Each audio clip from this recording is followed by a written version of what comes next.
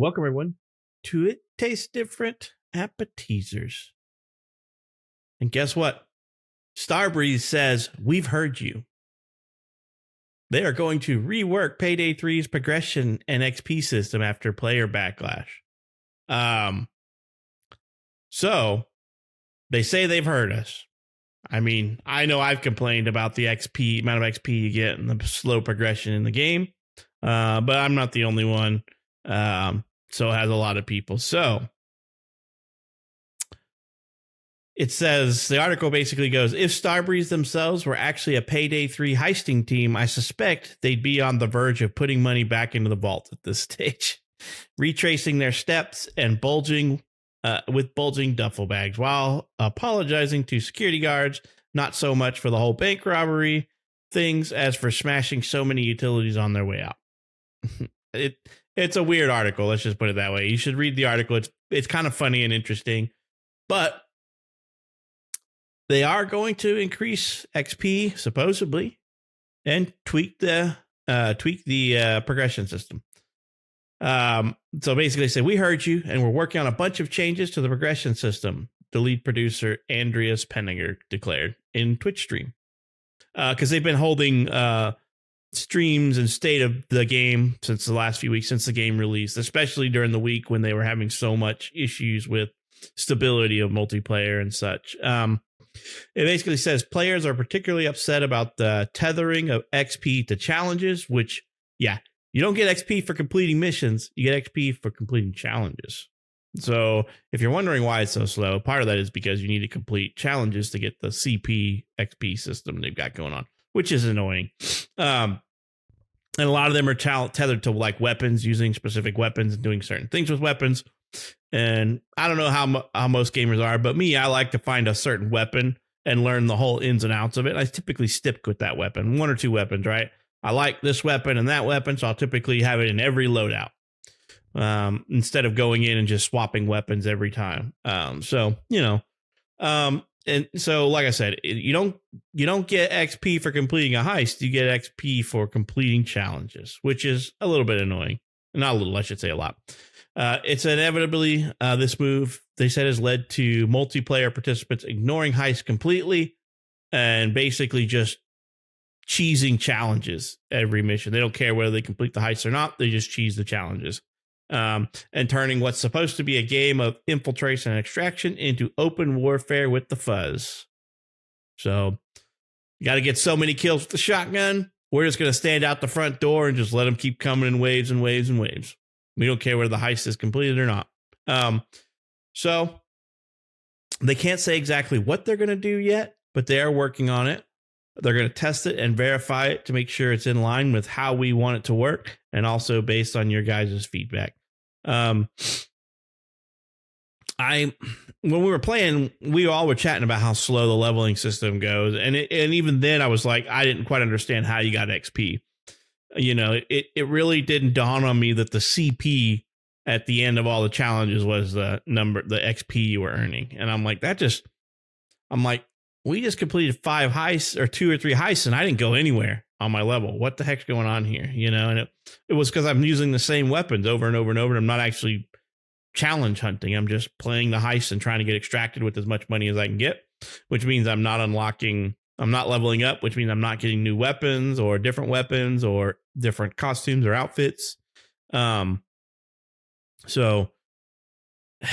I don't know. I felt like the challenges were pretty arbitrary and it just felt weird. I don't know how to say it. It just felt weird to level up in the game because it's not tied to completing heists. It's tied to just complete a challenge, I don't know.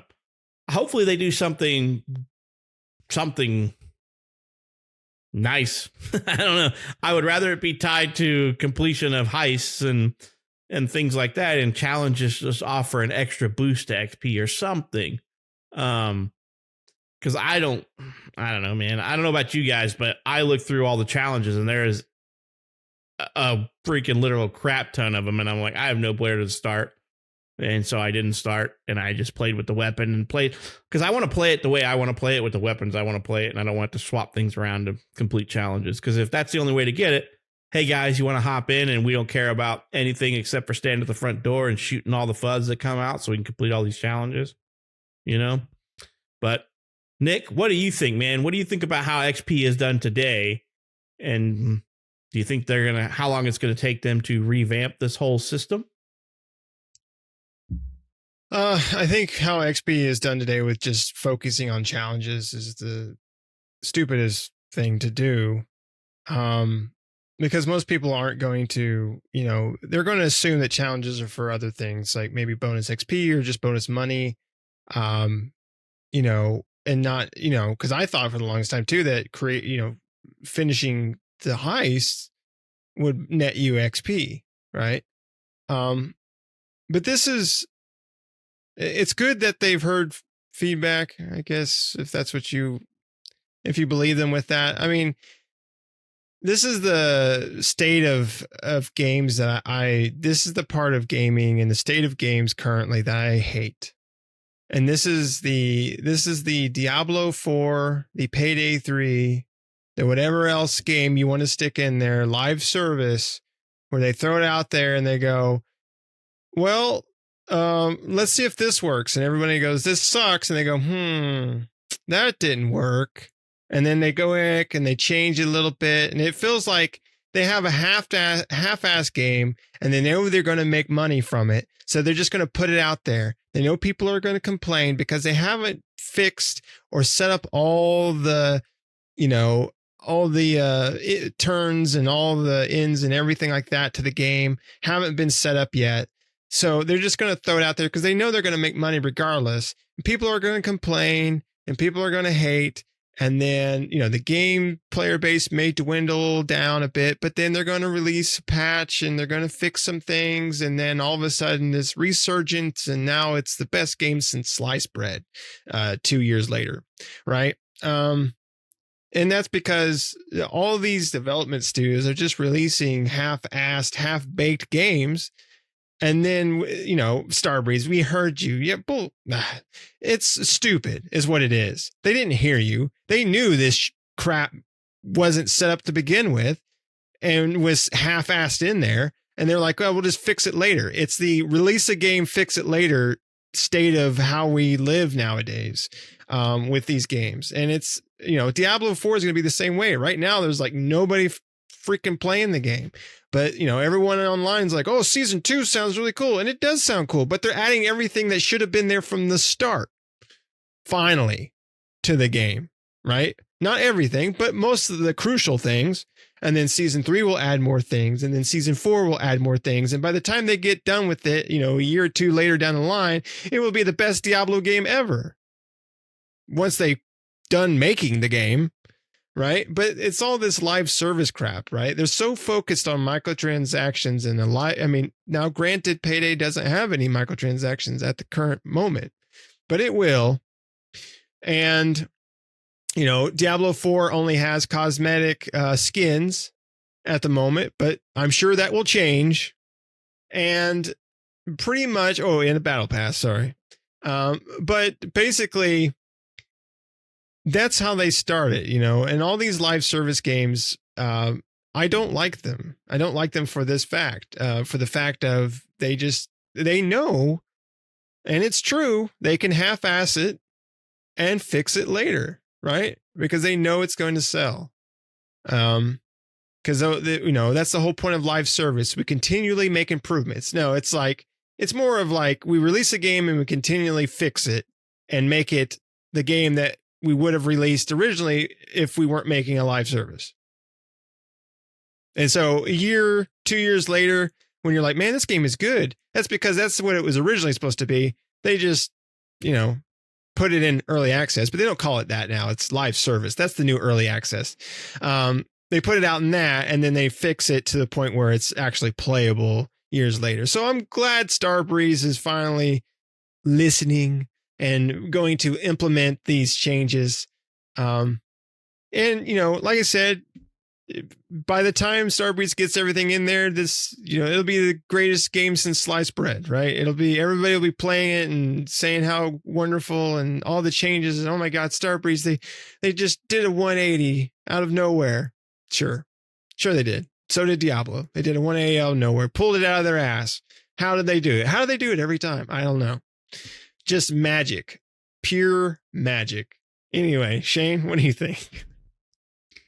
I don't know, man. Why don't you tell me more, because this is kind of entertaining. Because I think you're really butthurt on Diablo. But you are not wrong by any measure. We are paid beta testers, and by paid beta testers, I mean we pay them to beta test. It should be freaking illegal. I think there should be a law that no game can come out incomplete. You know, within 99%. If you have to have a patch bigger than the game, then that shit should be free to play. No, it's a load of crap. I mean, we paid good money to play this game. All right, we Game Pass money to play this game, but that doesn't change the fact that people did pay to play this game. People paid 40 or 50, whatever it was when it came out. Well, we paid $15. It was I think it's only $30. It's not a full price game. No, then they charge 35 too much, because it's ridiculous how they put things out. But Nick's right. It's just it is just the nature of the game industry now to put out crap, to pretend you listen to the gamer. No. You didn't listen to your people making the game. And now you're not listening to the gamers. You're afraid of them because they're pissed off because you gave them crap and you made crap decisions. And I'm tired of being their beta testers. I'm tired of paying them money. Hey, let me work for you. Here's some cash. That's what it's coming down to. And I'm absolutely tired of it. So I'm going to run for Congress. I'm going to make a law called the Baldur's Gate Law. A game must be released to the quality of Baldur's Gate 3 minimum. And if you don't like it, you can go suck it. So, nope. They should not be making these kind of quality of life changes after the fact. I mean, these are pretty, and my opinion, these are pretty commonsensical things. Now, I don't remember, honestly, because it's been so long since I played 2, but I don't remember the skill. I don't remember, the XP building up just off of things like that. I believe you got XP built up off of missions and whatnot. And if they're going to make changes, here's one they need to listen to. I want to be able to frickin' climb up a box or through a window without putting my mask on. Because when my mask goes on, does it like take the lead weights off my ass? Because I can't climb a window without my mask. It did. You pulled that mask out of there to put it on. So so it was locking my anus together to keep me from. I gotcha. That's why I wore the brown mask. It's stupid. It's absolutely stupid. Making changes that they knew when they released were stupid. And now they're like, oh, no, we hear you. No, you were working on that shit before. You just released it early and you suck. That's what it is. Starbreeze, ass breeze. I'm done. Pat. They were just blowing wind, huh? They were just passing gas on Starbreeze. I mean, yeah, it was, in my opinion, it was all done to slow down the progression of the player so that you'll be playing the game longer, so they can keep you interested longer. And you'll purchase their battle pass or whatever they're going to come out with, because, it's going to come with the map packs and the new operatives and whatever, that you're going to have, because they're playing with this as a live service game. That's why it was only $40 when it came out. And because it released, I mean, we basically did every heist in the game in the course of a weekend. Albeit it was over the course of a week because the servers were not being very friendly. It was over the course of a week that it took us to play all the maps, not for lack of trying. I think during that week when we tried to get in, we waited in line or waited in queue longer than we actually got to play. over that course of the week to The get through all that. first night, what we like 3 hours? 3 we hours. Waited? Yeah. Trying to just try everything to get into the game.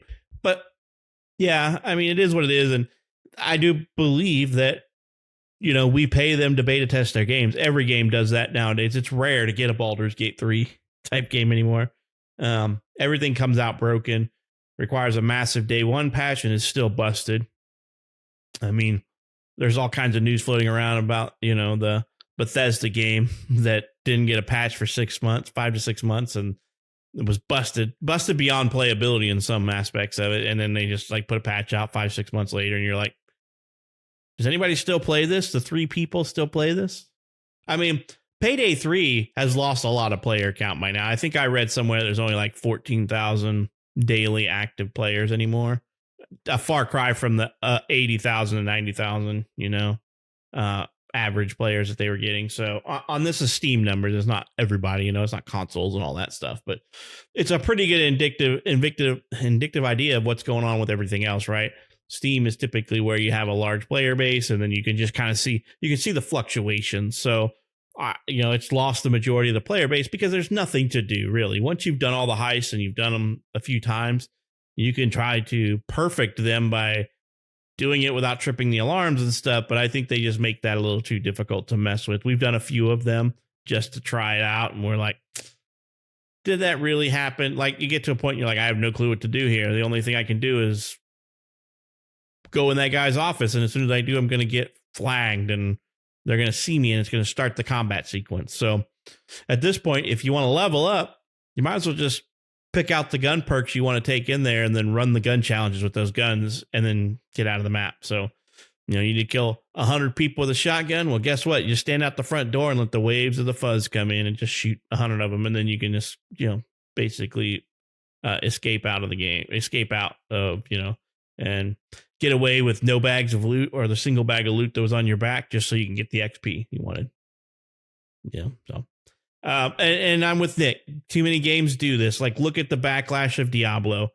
That first season was a joke. And they are like, oh my God, we lost so many players, because the season did some stupid things like reset everything. And you got to redo everything for a season. It's like, come on, that's artificially inflating the length of the season because you don't have enough content to fill the season to keep players around.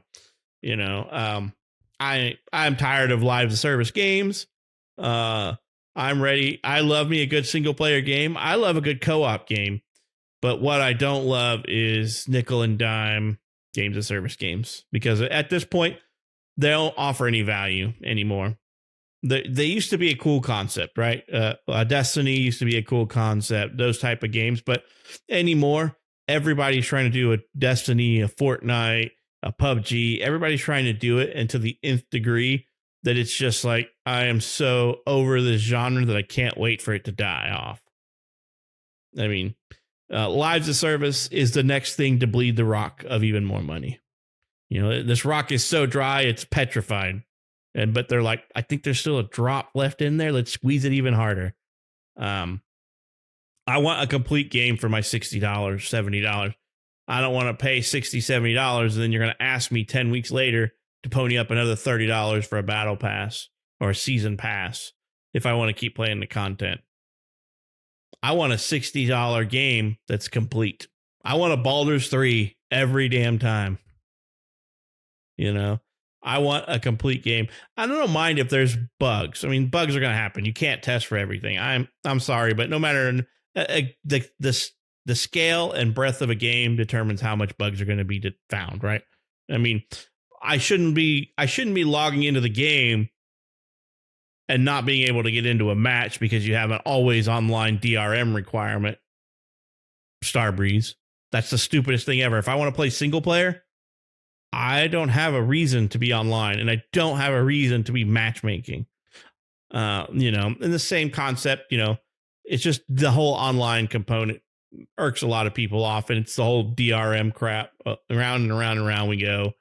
It took them a week to fix it. So that's pretty horrible. I mean, Right. even Diablo doesn't need it, right? I mean, Diablo No. could have an offline mode because, I mean, like when we play Diablo, for example, I mean, we're just playing it with us. And so it's like, why can't I just create a private server and just invite my I don't give a crap if, Dragon Nuts 69 is roaming around. I don't care, right? I mean, he's not doing anything for me. Maybe the world bosses, but you can take out a world boss with your buddies. I mean, there's people that take out world bosses by themselves, so it's not like you couldn't do it. So it's like, you don't have to have those always online requirements. There's no need for them. Just live service games need to just die off. I'm with you. I can't wait. Everybody and their dies brother is making one these days. And I mean, here's what I have to say is just think about like Diablo 3. Technically, that was a live service game and they didn't charge you for jack. It was like, we're going to run new seasons every 10 weeks or something like that. I can't remember how long those seasons were in Diablo 3. But I played the crap out of Diablo 3 seasons. The current Diablo, I'm like, I've got no interest. I really want to check out the changes they put in place, but I'm already burned. I'm already at the point where I'm like, do I really want to go back and do this crap again? You've already kind of burnt me. I paid for the season 1 battle pass because it came in the version of Diablo that I bought because I wanted to get in early access stuff. So I bought the higher price Diablo so I can get in and play.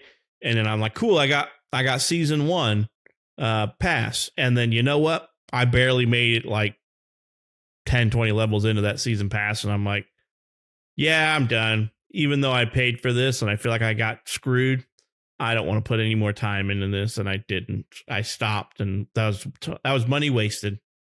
And now it's like, okay, you want to get the new tier of season 2, you need to pay us again. They basically just got tattooed across their knuckle, their hands, pay me.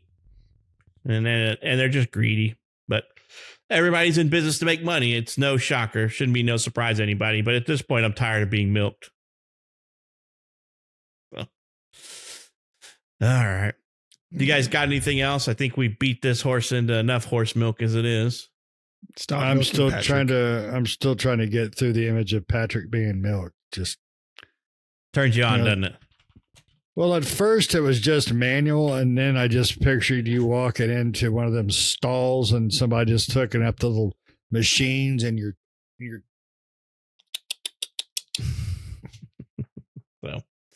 So yep. Don't milk me anymore. I don't want to be milked anymore. I'm tired of you guys trying to get every dime and penny out of me that you can. So I'm pretty sure we all feel that way. No more milking. Yep.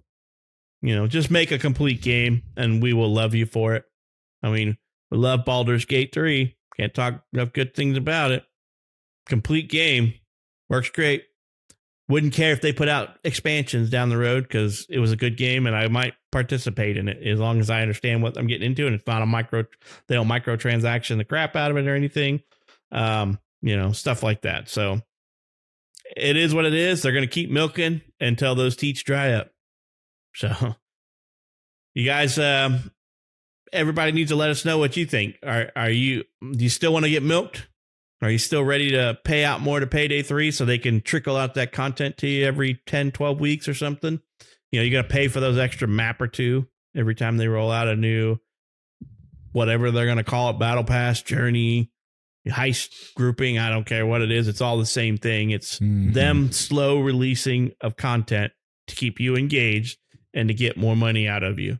I mean, it's weird to think about that, right? In this day and age, because I remember playing WoW back in the day, paying $15 a month and not giving a shit. And now I'm like, and now they're coming out with a game and it's like the content is, let's just take WoW, vanilla WoW, for example. The breadth of that game was $60, a $6 game, and it was massive. Oh, yeah. And then I paid $15 a month. Okay. I felt like I could play from the time the game came out until the expansion came out. And there was enough content to fill that. Now I feel like, and I probably paid more for that game than you would think I'd pay for like Heist, right? Or Payday 3. Because how many passes are they going to come out with in a year? 1, 2. I don't know. I don't know what their roadmap looks like. I forgot. I have looked at it a while and I don't remember what was on it because I was probably disappointed in what I saw. But you think about it. So if I subscribed to WoW for a year back when it came out in 2004 at $15 a month times 12 months, because there was times where I was subscribed for a whole year, that's $180 for that game for a year without the actual paying for the game. But yet, now they put out something like Payday 3 and they're going to be 4 DLCs in a year. And how much of those DLCs going to be? Are they going to be $15, $20? Do we know? I don't think we know yet, right? But you can buy a year one pass. What's that going to cost you? $40? And still, that's only $110. Or that's only an $80 game at that point, right? So I don't know. It just feels wrong and it feels weird. And it's just like, I think of WoW. WoW had hundreds of hours worth of content. Payday 3 has tens of hours worth of content into it because it's just rehashing the same content over and over and over, artificially extending the playtime by making you run the same thing over and over and over. MMOs do that too, but you have to beat the game and get to the end point, and then you're going for something. You're going for that next shiny piece of gear. Payday 3 doesn't have the next shiny gear. It has I want the purple gloves instead of the yellow ones. I want the purple jacket instead of the brown jacket. I want the hedonism mask instead of the clown mask. I'm like, oh, God, there's no real progression in the game, but there's some levels and some specialization you can get into, but it just feels incomplete compared to like MMOs of the day. What I would consider the heyday of online gaming, which is MMOs. Live games of service feels like it feels like the dirty dark ages of gaming to me. So what do you guys out there think? Let us know. I pretty sure I spent more on WoW than I have any other game in existence and didn't bat an eye at it. And now I'm like complaining about a game that's $40 and is going to come out with 4 expansions or DLCs in a year. So let us know what you think down in the comments. The rantings and ramblings of this group, are just our sounding board. Let us know what you think. Are you in opposition to that? Do you agree with that? So let us know what you think down in the comments. And we are now at the end. If you like hearing us talk about video games, please subscribe so we can keep doing this. Build that subscriber base up so everybody else can hear us rant. Share us with your friends. We like to be shared. So we hope you enjoyed this episode. We hope to catch you in the next one. See ya.